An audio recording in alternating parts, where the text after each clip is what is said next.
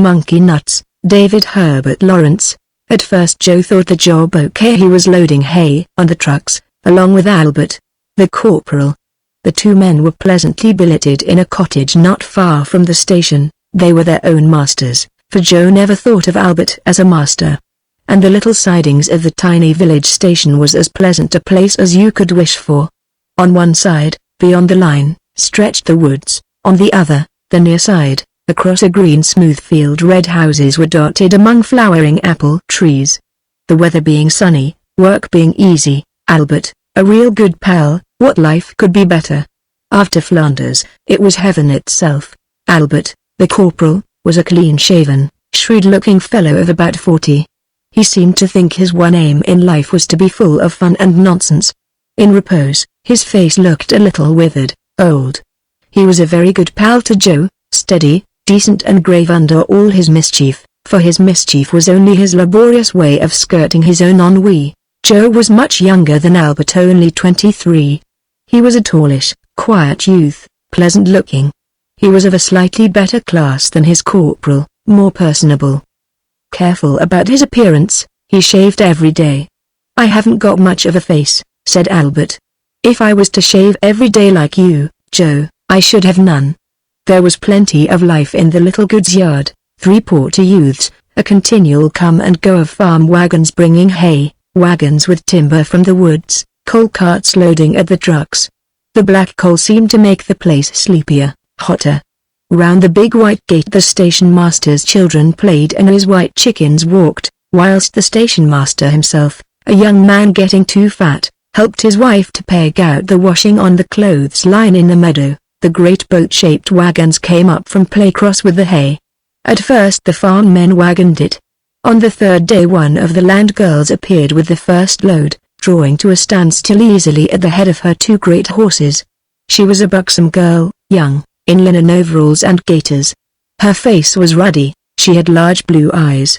"Now that's the wagoner for us, boys," said the corporal loudly. "Whoa," she said to her horses, and then to the corporal, "Which boys do you mean? We are the pick of the bunch." "That's Joe, my pal." "Don't you let on that. My name's Albert," said the corporal to his private. "I'm the corporal, and I'm Miss Stokes," said the land girl coolly. "If that's all the boys you are, you know you couldn't want more, Miss Stokes," said Albert politely. Joe, who was bareheaded, whose grey flannel sleeves were rolled up to the elbow, and whose shirt was open at the breast, looked modestly aside as if he had no part in the affair. "Are you on this job regular, then?" said the corporal to Miss Stokes. "I don't know for sure," she said, pushing a piece of hair under her hat, and attending to her splendid horses. "Oh, make it a certainty," said Albert. She did not reply. She turned and looked over the 2 men coolly. She was pretty, moderately blonde, with crisp hair, a good skin, and large blue eyes. She was strong, too, and the work went on leisurely and easily. "Now," said the corporal, stopping as usual to look round, "pleasant company makes work a pleasure. Don't hurry it, boys." He stood on the truck surveying the world. That was one of his great and absorbing occupations, to stand and look out on things in general. Joe, also standing on the truck, also turned round to look what was to be seen. But he could not become blankly absorbed, as Albert could. Miss Stokes watched the 2 men from under her broad felt hat. She had seen hundreds of Alberts, khaki soldiers standing in loose attitudes, absorbed in watching nothing in particular. She had seen also a good many Joes, quiet, good-looking young soldiers with half-averted faces. But there was something in the turn of Joe's head, and something in his quiet, tender-looking form, young and fresh, which attracted her eye. As she watched him closely from below, he turned as if he felt her, and his dark blue eye met her straight, light blue gaze. He faltered and turned aside again and looked as if he were going to fall off the truck. A slight flush mounted under the girl's full, ruddy face. She liked him. Always, after this, when she came into the sidings with her team, it was Joe she looked for. She acknowledged to herself that she was sweet on him. But Albert did all the talking. He was so full of fun and nonsense. Joe was a very shy bird, very brief and remote in his answers. Miss Stokes was driven to indulge in repartee with Albert, but she fixed her magnetic attention on the younger fellow. Joe would talk with Albert, and laugh at his jokes. But Miss Stokes could get little out of him. She had to depend on her silent forces. They were more effective than might be imagined. Suddenly, on Saturday afternoon, at about 2 o'clock, Joe received a bolt from the Blue 8 telegram, "Meet me Belbury Station 6:00 p.m. today." MS. He knew at once who MS was. His heart melted, he felt weak as if he had had a blow. "What's the trouble, boy?" asked Albert anxiously. No trouble, it's to meet somebody." Joe lifted his dark blue eyes in confusion towards his corporal. "Meet somebody?" repeated the corporal, watching his young pal with keen blue eyes. "It's all right, then, nothing wrong?" "No, nothing wrong. I'm not going," said Joe. Albert was old and shrewd enough to see that nothing more should be said before the housewife. He also saw that Joe did not want to take him into confidence. So he held his peace, though he was piqued. The two soldiers went into town, smartened up. Albert knew a fair number of the boys round about. There would be plenty of gossip in the marketplace, plenty of lounging in groups on the Bath Road, watching the Saturday evening shoppers. Then a modest drink or two, and the movies. They passed an agreeable, casual, nothing in particular evening, with which Joe was quite satisfied. He thought of Belbury Station, and of MS waiting there. He had not the faintest intention of meeting her. And he had not the faintest intention of telling Albert, and yet, when the two men were in their bedroom, half undressed, Joe suddenly held out the telegram to his corporal, saying, "What do you think of that?" Albert was just unbuttoning his braces. He desisted, took the telegram form, and turned towards the candle to read it. "Meet me Belbury Station 6:00 p.m. today." MS, he read, sotto voce. His face took on its fun and nonsense look. "Who's MS?" he asked, looking shrewdly at Joe. "You know as well as I do," said Joe, noncommittal. "MS," repeated Albert. "Blamed if I know, boy. Is it a woman?" The conversation was carried on in tiny voices, for fear of disturbing the householders. "I don't know," said Joe, turning. He looked full at Albert. The two men looked straight into each other's eyes. There was a lurking grin in each of them. "Well, I'm blamed," said Albert at last, throwing the telegram down emphatically on the bed. "What?"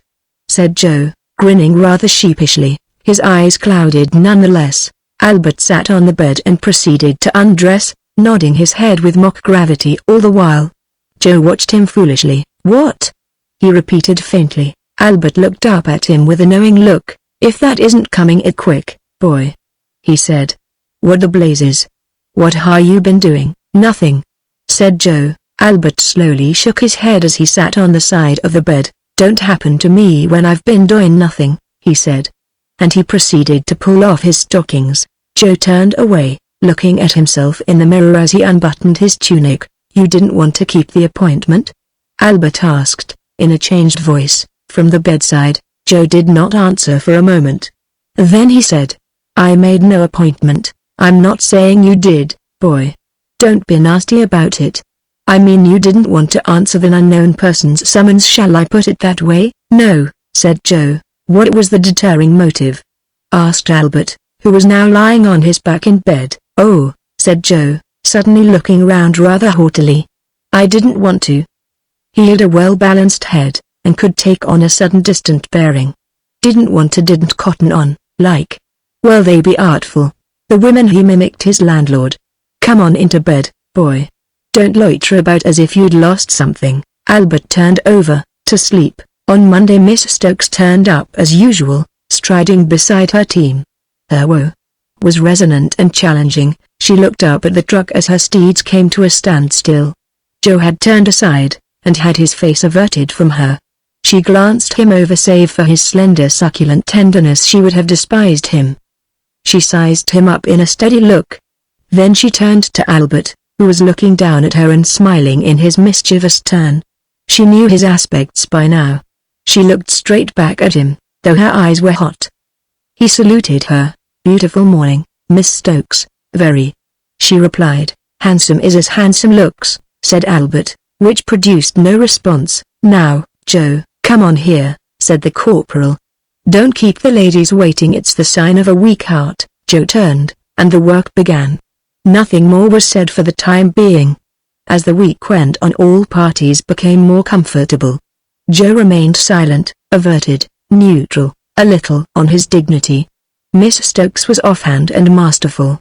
Albert was full of mischief. The great theme was a circus, which was coming to the market town on the following Saturday. "You'll go to the circus, Miss Stokes?"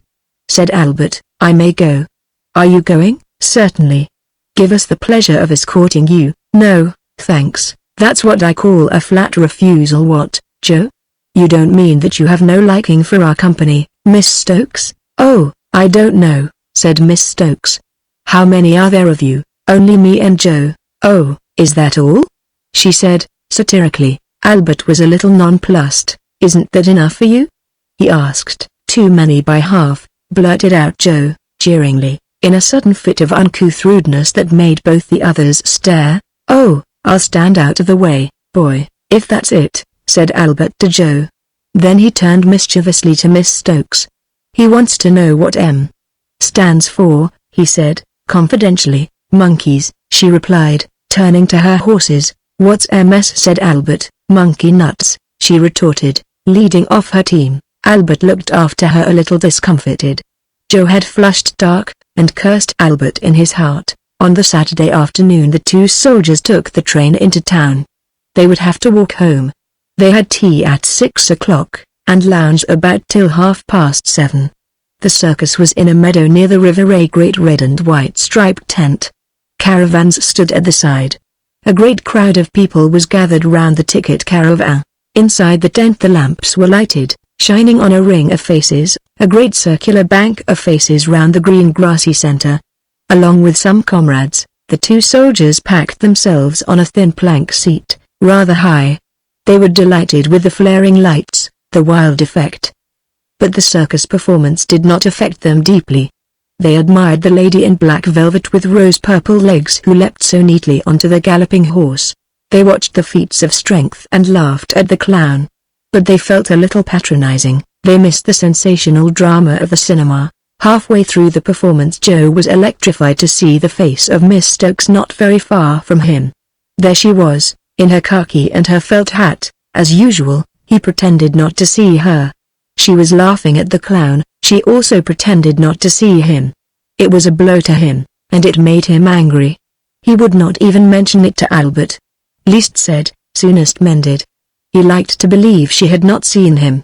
But he knew, fatally, that she had. When they came out it was nearly 11 o'clock, a lovely night, with a moon and tall, dark, noble trees, a magnificent May night. Joe and Albert laughed and chaffed with the boys. Joe looked round frequently to see if he was safe from Miss Stokes. It seemed so, but there were 6 miles to walk home. At last the two soldiers set off, swinging their canes. The road was white between tall hedges. Other stragglers were passing out of the town towards the villages. The air was full of pleased excitement. They were drawing near to the village when they saw a dark figure ahead. Joe's heart sank with pure fear. It was a figure wheeling a bicycle, a land girl, Miss Stokes. Albert was ready with his nonsense. "Miss Stokes had a puncture, let me wheel the rattler," said Albert. "Thank you," said Miss Stokes. "You are kind." "Oh, I'd be kinder than that, if you'd show me how," said Albert. "Are you sure?" said Miss Stokes. "Doubt my words?" said Albert.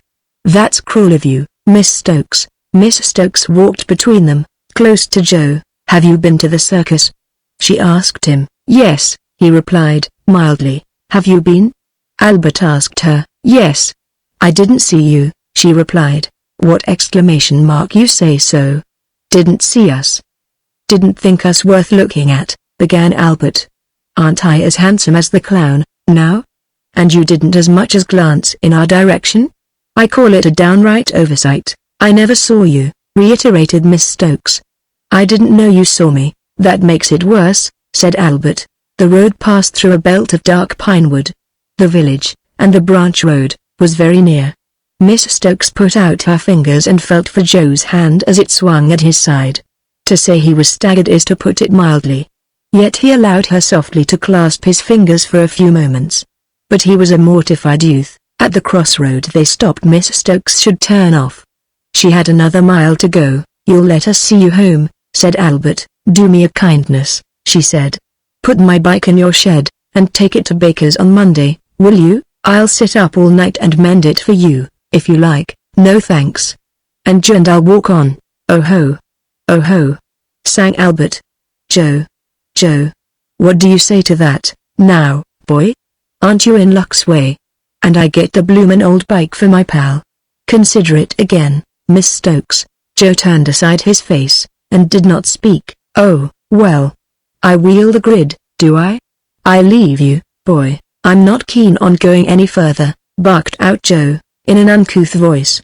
"She hind my choice." The girl stood silent, and watched the two men. "There now," said Albert. "Think o' that. If it was me now." But he was uncomfortable. "Well, Miss Stokes, have me," he added. Miss Stokes stood quite still, neither moved nor spoke. And so the three remained for some time at the lane end. At last Joe began kicking the ground, then he suddenly lifted his face. At that moment Miss Stokes was at his side. She put her arm delicately round his waist. "Seems I'm the one extra, don't you think?" Albert inquired of the high bland moon. Joe had dropped his head and did not answer. Miss Stokes stood with her arm lightly round his waist. Albert bowed, saluted, and bade good night. He walked away, leaving the two standing. Miss Stokes put a light pressure on Joe's waist, and drew him down the road. They walked in silence. The night was full of scent wild cherry, the first bluebells. Still they walked in silence.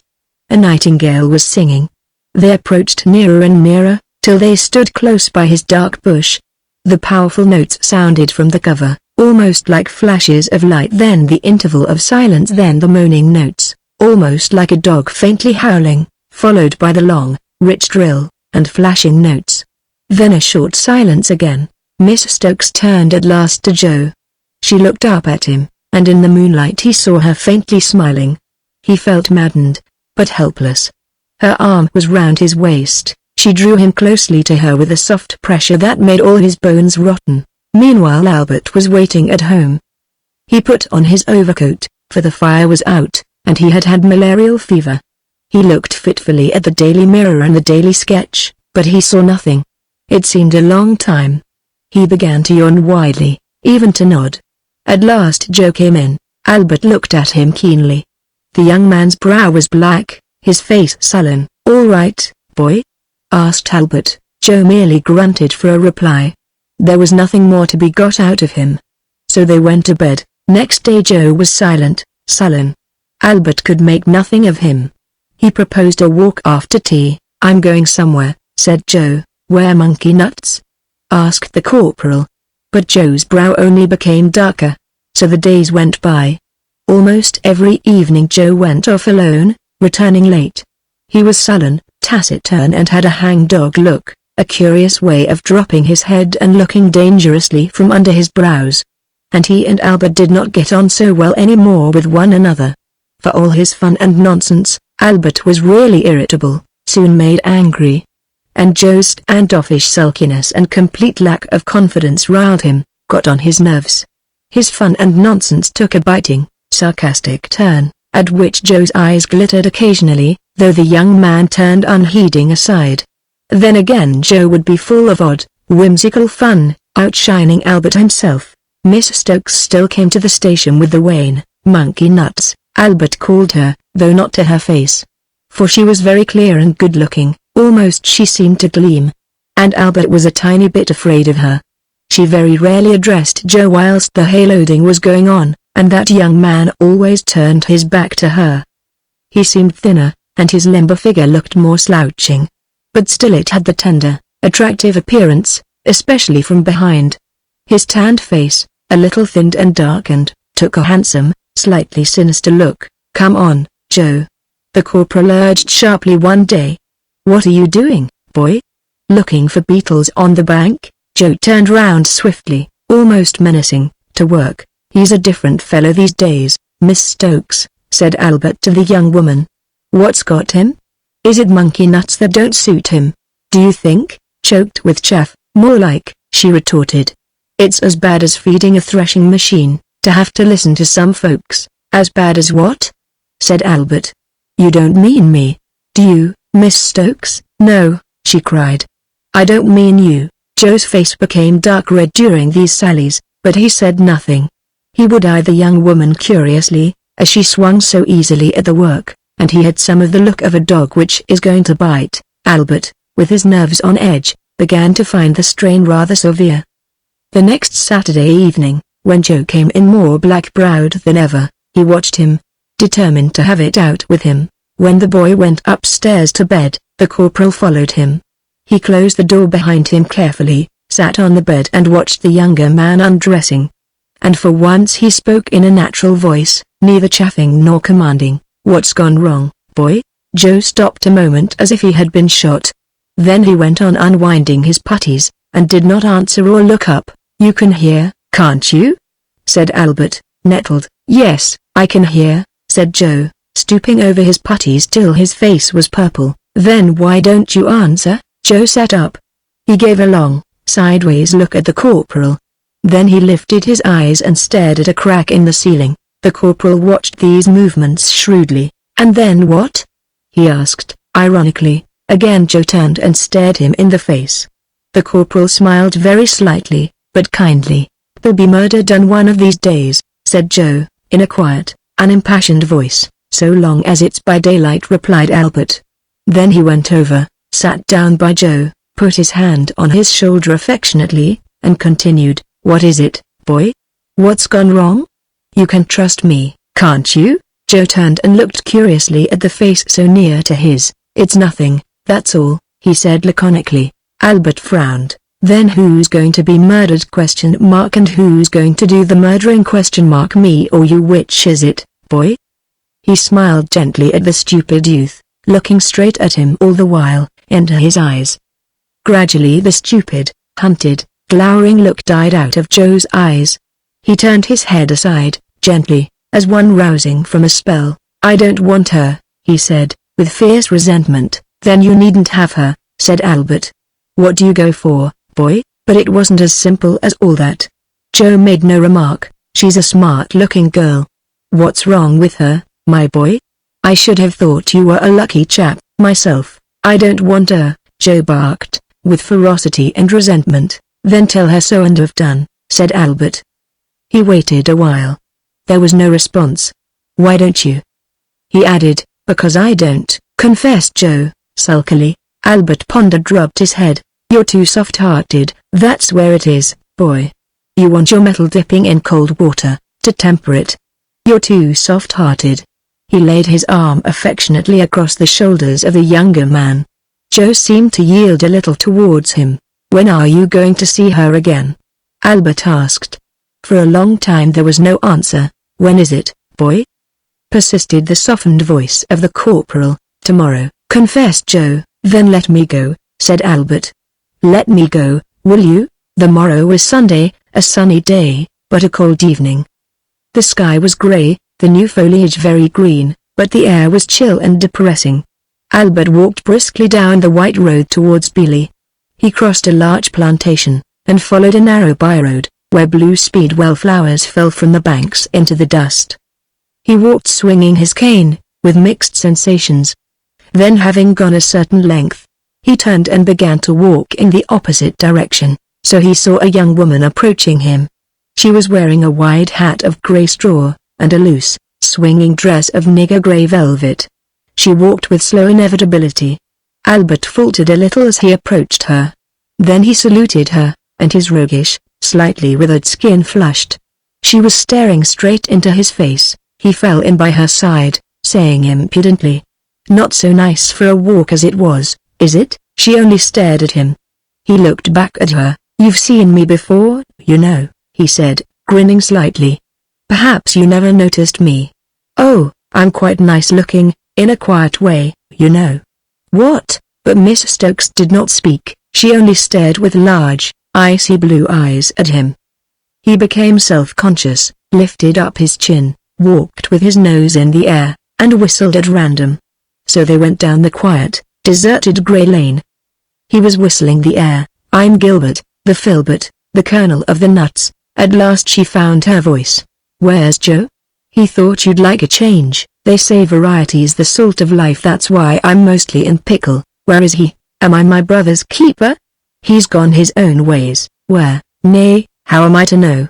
Not so far, but he'll be back for supper. She stopped in the middle of the lane. He stopped facing her. Where's Joe? She asked. He struck a careless attitude, looked down the road this way and that, lifted his eyebrows, pushed his khaki cap on one side, and answered. He is not conducting the service tonight.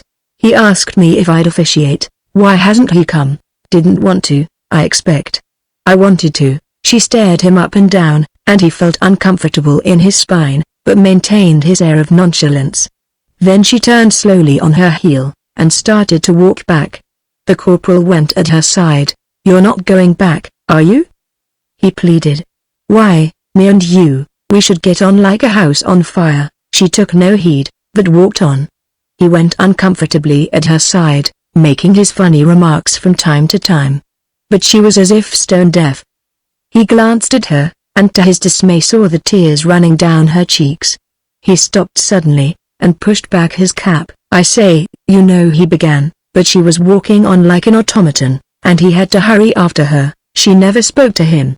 At the gate of her farm she walked straight in, as if he were not there. He watched her disappear. Then he turned on his heel, cursing silently, puzzled, lifting off his cap to scratch his head. That night, when they were in bed, he remarked, Say, Joe, boy, strikes me you're well off without monkey nuts.